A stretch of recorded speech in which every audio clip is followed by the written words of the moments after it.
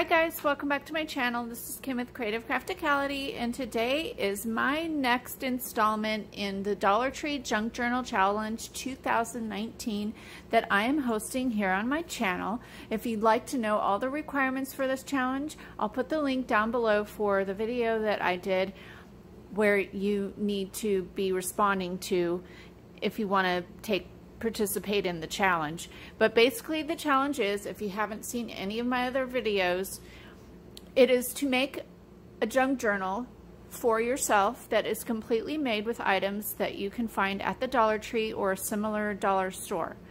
So this is the one I am working on, and this is the actual prize for the challenge giveaway.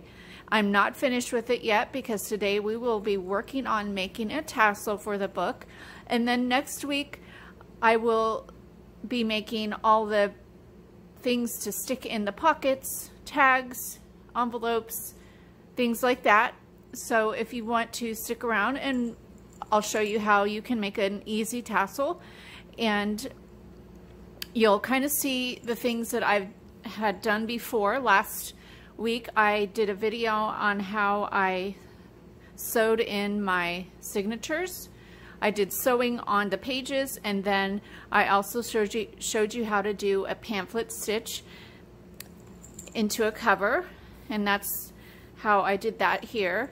And if you do not know how to do a pamphlet stitch, it is pretty easy, and it is an effective way of adding your signatures to the cover of your junk journal. So I'll put the link down for that video as well, so you can check out that tutorial. So this is what I have made so far, and I love it. If you had seen my very first junk journal that I ever made, it was for the Dollar Tree Junk Journal Challenge that I'm a Cool Mom hosted back in 2017. That was my first experience making a junk journal, and it was dog themed, and I love the way it turned out.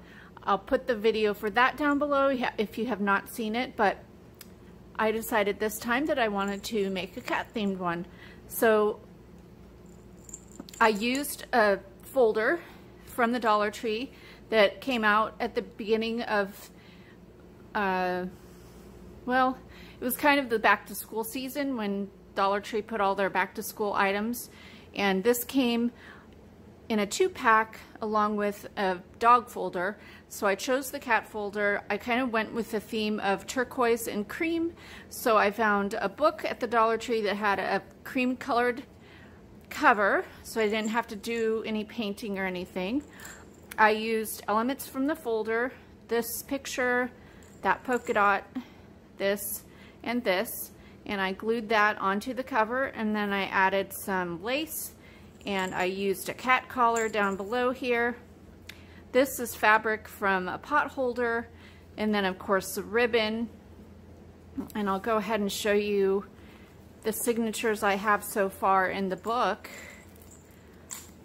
I did 3 signatures, and they're pretty small because I didn't add anything to this cover. I just left the cover as is with its original spine, and it's probably about an inch spine. So the 3 signatures, and I forgot to take the paper clips out of this one. The 3 signatures each have a cover, and I used a calendar, a cat calendar, to make the covers of each one. And I just love how it turned out. Now last week I sewed everything together on the pages. I added some ruffle using ribbon there, and I also made a fabric ruffle, or a paper ruffle, I'm sorry. And then I added this ruffle here, was the binding around the pot holder that I used. And yeah, I just kind of went in, I added belly bands. Here's a doily that was dyed, and I made that a tuck spot. All my papers I dyed with, it was the fruit punch, not fruit punch, but the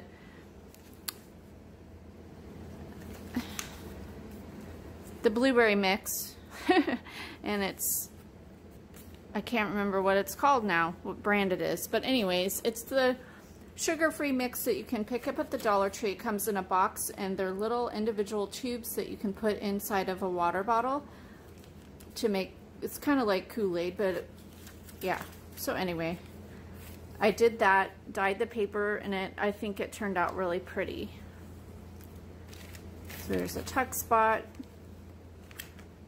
Yeah, so I think this turned out really cute, and what I want to do for you today is show you how to make an easy tassel to add to your book. Now, if you do not have anything like a, really at the Dollar Tree you can't buy the little rings that you can put on your journals to add a tassel. So what I'm going to use is, I have a hole punch here, it's a crocodile, and I'm just going to punch a hole at the top here. I'm just going to open up in the middle, try and get it in close to the middle as I can, and use my hole punch and go down probably less than 1/2 of an inch and make a hole there. That way I can attach my tassel to the outside. So there we go. And then I have a binder ring. It's just one that I had in my stash, but you can actually buy these at the Dollar Tree. And after I make my tassel, of course, then I will attach it that way and just put it right in there, and it'll hang off the end of my book. So the things that I have that I'll be using to make my tassel, I have the binding that came off one of the pot holders. So I've got this long piece. This was the entire binding. And if I wanted to make it go further, I could cut it in half. So I'll see what I'm going to do here in a second. I have what's left of my lace. I think I can get 2 pieces out of that. Or if I do, I'm not sure. We'll see. I kind of want to have some left to make tags with, to put on my tags. And then I have my ribbon. And as well, I have the twine that I use to sew my signatures in. So I'll put a few pieces of this in my tassel. So you just need to gather everything that you have as far as fabric or twine or lace or ribbons, and that's what you need to make your tassels. So now we just want to decide how long you want your tassel to dangle. Usually I cut my pieces at about 1 foot, and I like to do 2 of each style to make the tassel pretty full of each item. So I think I'll just go ahead and cut this into 2 pieces.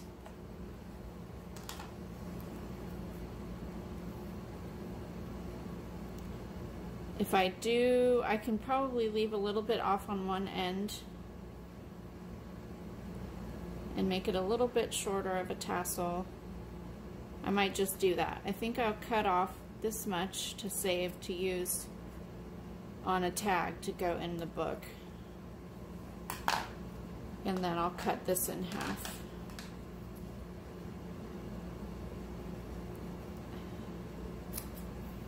Alright, so I have those 2. And then I'll cut probably 4 pieces of this because there's a lot of it. And your pieces don't have to be exactly the same length, because the tassel, I think, looks really good if the lengths vary between the elements that you're using. Let's try that. If I need to add more, I can, because I've got plenty of that. All right. I'll do a couple pieces of my ribbon.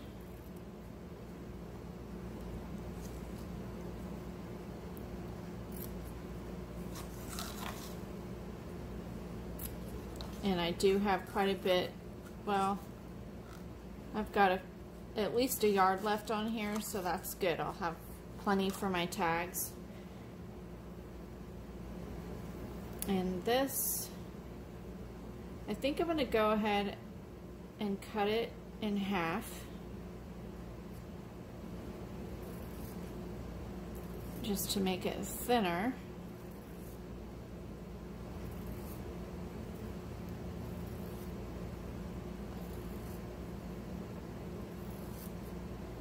Let's see. Cut a little bit more here. That's good. And just cut that off. I have this left for my tags as well. These ends are a little chewed up from taking it apart. So I'll just cut that off.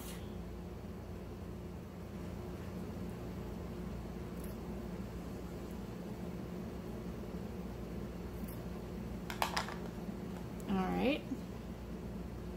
So I have 2 stacks here, and I just have them this way because when I put the tassel together, I want to have different pieces in different places, not like everything's, you know, all the pieces stacked together. So, well, that doesn't make sense really, but it will as you see. Like, I don't want to have my same ribbon all stuck together in one spot of my tassel. I want it to kind of be pieced all over in the way that I place it. So take those like that. And I'm going to go ahead and take my ring and open it up. And I'm just going to lay my pieces over the ring. And then just alternate and stack these in different locations like that.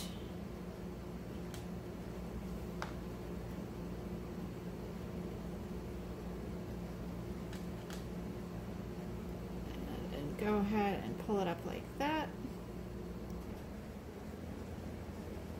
Go ahead and close the ring for now. And then you can pull your pieces to the length that you want them to dangle on both sides, trying to make them even as far as the one certain piece. You don't want one side to be really short and one side to be really long.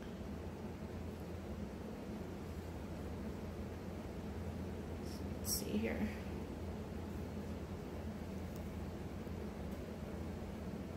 Like that. And I think I want one of these laces to be on the top. So I'm going to pull one up here.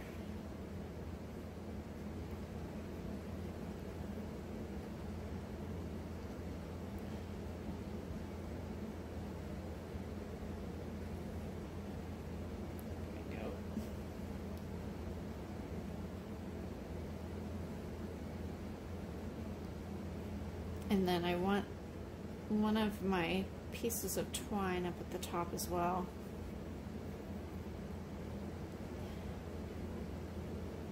So then I have all the different pieces showing at the top.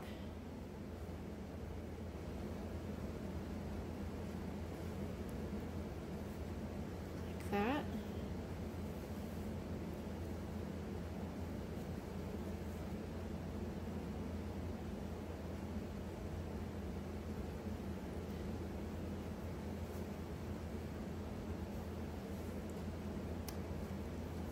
Now I'm going to take my twine, or you can choose to use fabric or whatever piece you want, your ribbon, but I'm going to tie a piece around here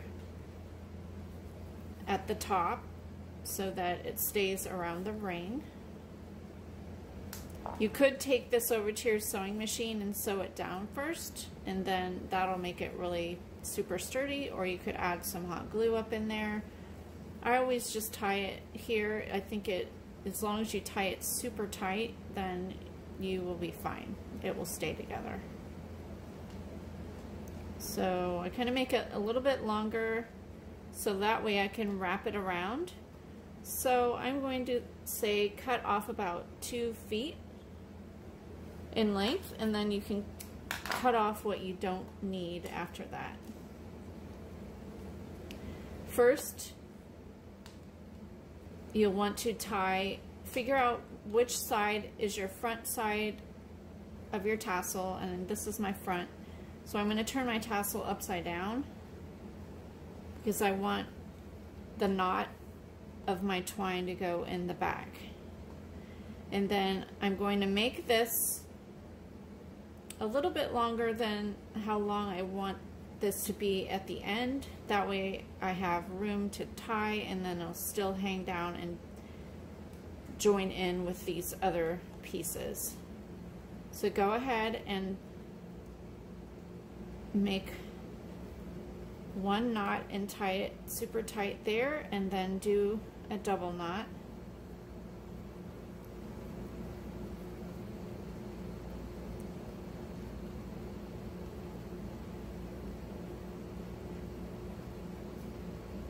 Like that. And now just go ahead and take the other longer piece and start pulling it around the tassel however many times. You want to leave enough here to where you can tie it again into a double knot and use joining into that other piece that you started off with. So you want to tie it to that and do a double knot again.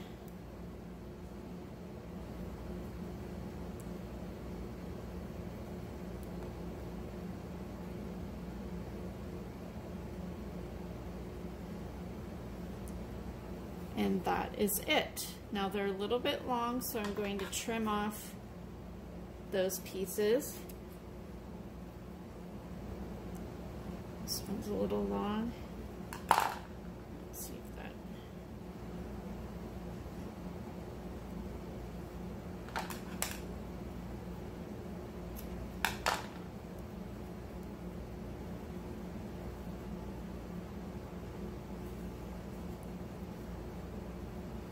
And there is my tassel.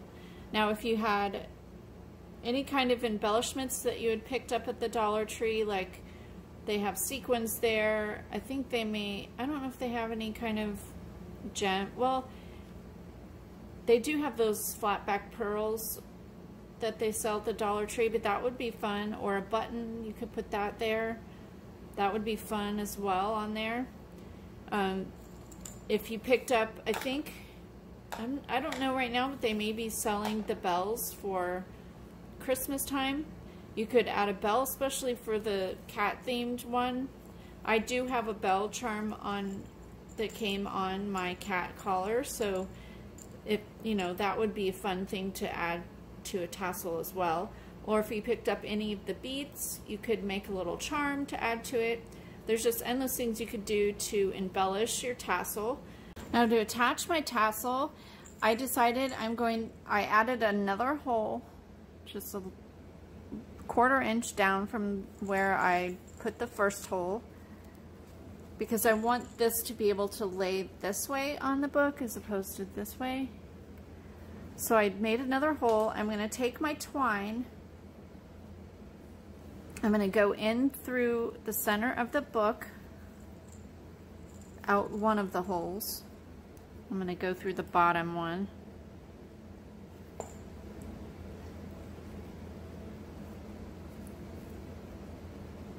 And then put the twine through the ring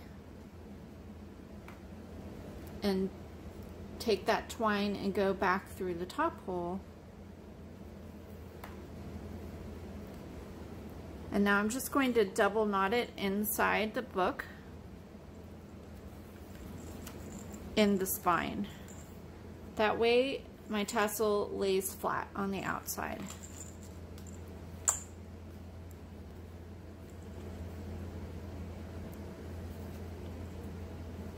And that is a way you can add your tassel to your book and have it lay flat.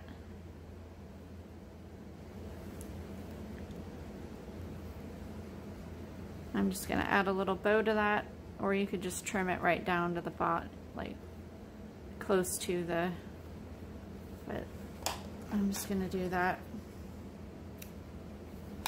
like that. And I like that so much better. So there's that. Okay. Hopefully this gives you inspiration, and I just wanted to come and show you the progress of my book. And if you would like to participate in this giveaway challenge, a chance to win the journal when I'm done with it, and I will also be throwing in some extra goodies to go along with the book, things that I just have in my stash. I'll add in some other ephemera and things like that, but hopefully you will be inspired to go and maybe even start your first junk journal. I think junk journaling is so fun, and I'm just loving it right now. So I hope you like this video. Give me a thumbs up, leave me a comment, and subscribe to my channel.